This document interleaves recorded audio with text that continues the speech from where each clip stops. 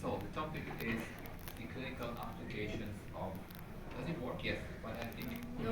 No. you don't think, but maybe there is no need. Maybe there is no need for. You can hear me. Just just for the bottom of the room, maybe it's better. So, which are the clinical applications? If you you just mentioned that you did a lot of PhD theses. So, if you take a look at the literature, you will find hundreds of applications. So, but I want to give you some take-off messages because they are very nice applications, but they are not of big clinical utility.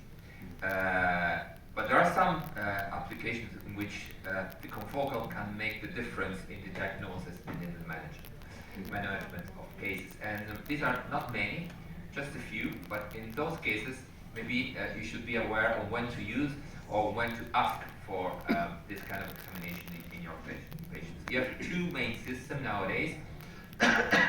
One is the laser scanning, and the other one is the white light IVCM. This is an example of how you can, in a normal cornea, so very easy cornea, define the microscopic anatomy of each layer, so superficial epithelium through basal epithelium.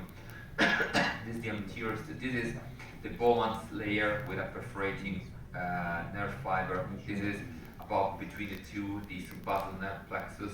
This is the anterior stroma with some activated keratocyte. This is the mid-rear stroma with a nerve fiber bundle that is bifurcating. This is the dark transparent layers of the Deschmann-Duas layer, and this is the healthy endothelium. And this is another section with all the layers mentioned in the central cornea. When it is relevant in the clinical practice, if you want to measure somehow the ocular surface and corneal inflammation, it is very useful in certain kinds of corneal infections. It is useful for imaging the corneal nerves if you want to understand what is going on, for example, in neurotrophic keratopathy. It is useful in ocular surface ablation and all other kind of similar disease for the differential diagnosis, and in limbal stem cell deficiency. What is nice is that the laser system can scan through non-transparent cornea. So, to a certain extent of loss of transparency, you can have still the visualization of the endothelium. So if you want to know if in this patient, for example, you want to perform a DALC or a keratoplasty, of course you want to know if the endothelium is damaged, and you cannot do with a spectral microscope, you can do with a confocal. You see that there is the stroma involved till the very rear part, but the endothelium is fantastic in this case. Also, you can assess some kind of active inflammation. So you would not do any kind of surgery if you still see that there is invasion from the inflammatory cells in the stroma, edema with activated keratocytes, or a lot of dendritic cells in the subbasal layer. And if you see these kind of cells, so these dendritic cells, which are antigen-presenting cells, they can be resident, but to a certain level of density. If you find a lot of these cells, this means that the ocular surface or the cornea itself is immune activated. So there is something going on in terms of inflammation or immune inflammation or autoinflammation, like herpes keratitis, adenovirus, allergy, graft rejection, whatsoever.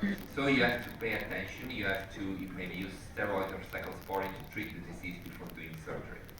It is also useful in chemical burns because you cannot understand when conjunctivalization is occurring better than just the slit lamp.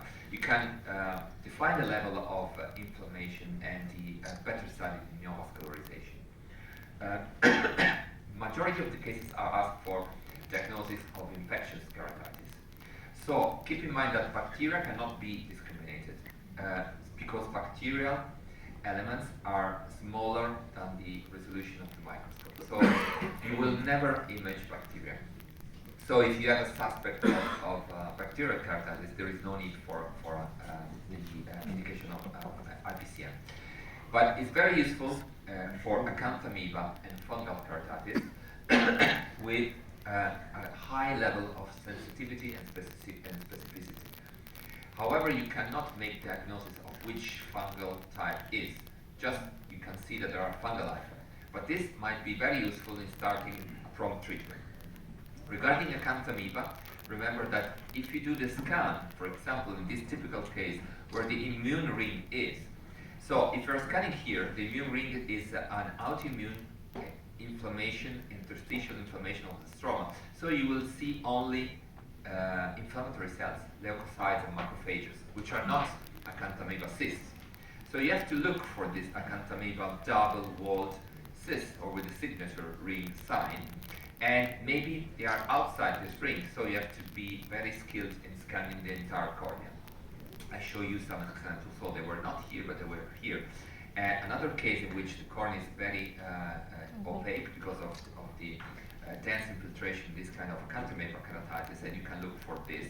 This is the sign that you have to look for. So a double-walled cyst, or a signature ring sign if you get the scan that is oblique. Regarding fungal keratitis, so it is again very sensitive and very specific. It is comparable to snares. So and I suggest to use this if you have it in all suspects of fungal keratitis. And also it can be helpful in monitoring and guiding your treatment, because if you see that there is a decrease in the density of hyphae, you're of course with the clinical judgment of improvement, but it means that your therapy is working. You can define the depth of the infection, and it can help you for the surgical decision. Regarding the follow-up time for the acanthamoeba, you see this was the case at presentation, a lot of acanthamoeba cysts and inflammatory cells, and then you can see what happens with your therapy. Again, you have a fungal keratitis, and you see that there are many fungal filaments, and you see that it is improving with your voriconazole and natamycin therapy. Of course, you can have your clinical signs to judge there is improvement, but also you are corroborated by the fact that the hyphae are reducing. This is a good sign. Sometimes you think you picked up the infection and you're treating this, but they are mixed infection. Like in this case, that was not responding only to the therapy for the acanthamoeba, and you see that there is a double infection with acanthamoeba and this kind of rods and needle structure, which are typical of some subtypes of fusarium keratitis. Or in this other case, where you see that there are many cysts of acanthamoeba, you can see it here, but then you go a deep scan in the stroma in this part, and you see a lot of fungal elements. So it was a mixed infection. You have to be very careful, because if you think you treat one, but you're forgetting the other, you may be in trouble. You are always in trouble anyway when you have this kind of double infection, because sometimes it is very hard to deal with. But at least you have the diagnosis. And if you do this scraping to do your culture test, of course it is mandatory again, and it has to be done, but sometimes you need a lot of time. Fungal usually takes 7 to 8 days to grow, and sometimes you don't let them grow because maybe you didn't pick up the right portion, or your culture is not as you expected. But you can start the treatment much earlier, with non-waiting for the let's say results of the microbiological test. The other application is corneal nerves. You see some subbasal nerve plexus and some stromal fiber. These nerves are very important because they also interact with the function of the keratocytes, and they maintain the structural integrity of the cornea and its transparency. So you know that in atrophic keratitis, we will have a talk about this tomorrow. It's one very challenging clinical condition. Now we can also quantify the corneal nerves. There are many software that can be applied to the confocal system. If you want to use some software that are very cheap and available for free on the web, you can use the ImageJ that is also dedicated to nerves, and you can track the nerve with this. And remember that regarding the nerves, the nerve study, it is very useful in many kind of surgery. For example, we discussed a lot during this morning about refractive surgery, and you know that every time that we do refractive surgery, we do some kind of denervation, either LASIK, SMILE, or PRK. Some of these patients experience dry eye, some of them develop allodynia, they are more risk of developing a neuropathic corneal pain. So confocal might be useful in studying this. You see the central pre-op, this is the resection of the nerve in a LASIK, and this is the slow recovery of the fiber after weeks and months. Also in dry eye disease, you can study nerves because you have always some kind of nerve alteration in dry eye disease, and this can explain why some patient with a very severe dry eye, they have poor symptoms, or some patient with a very mild dry eye, they say, you have nothing, why you are complaining of, and they have a lot of symptoms. So this can explain the discrepancies between the damage that you can see with your fluorescein stain on the ocular surface and the symptoms that the patients are complaining, because the symptoms are mostly mediated by the neural component of the ocular surface. Regarding the ocular surface squamous neoplasia, we did a lot of studies in the past together with Professor Dua, and what is nice is that you don't need to do a biopsy to get the diagnosis because it's as specific as the impression cytology. If you compare with excisional biopsy, then it's different, but you usually never do excisional biopsy unless you do optical delamination on the corneal surface.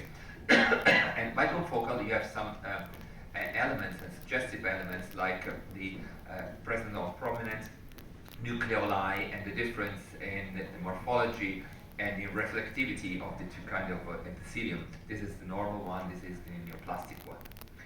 And this is a reconstruction of this ocular surface neoplasia. And what is nice is that you can, again, follow up the patient after your treatment. For example, this was a patient with an ocular surface squamous neoplasia treated with interferon eye drops, and this was the follow-up with confocal that showed the restoration of the epithelium to a normal level. Last but not least is the study of the limbus. So if you want to understand what is happening in limbus stem cell deficiency, you should look at cells. You can do this by impression cytology, but it's quite invasive, and you need a lab because you pick up the cells from the surface and you get the analysis with immunofluorescence staining, for example, but you cannot pick up the cells that are in the niche where the stem cells are because they are very deep, and you cannot do repeated sampling of the ocular surface because then it's too invasive. With confocal, you can study the surface, which is exactly the same, but you can also go deep where the palisades or vogues are and where the limbal crypts, where the stem cells are harvested, can be imaged. And this is an example. And this is normal cases. But what is nice is that you can also analyze the ocular surface of patients with suspect of disease of limbal cell deficiency, total or partial, and you can discriminate whether they have a real conjunctivalization or not. Because sometimes clinical judgment is based on vascularization. But vascularization of the cornea, superficial vascularization, doesn't mean that it's conjunctival. It just means that there are vessels. And sometimes you have surprises before you do your limbal reconstruction, limbal transplantation, or let's say slat or whatsoever, because you have to be sure. And if you don't do proper impression cytology with immunofluorescence and or confocal, you might be in error. For example, here you have no vessels, but it's total conjunctivalization. You see this conjunctival type because you have all goblet cells with no corneal type, and this is confirmed by impression cytology.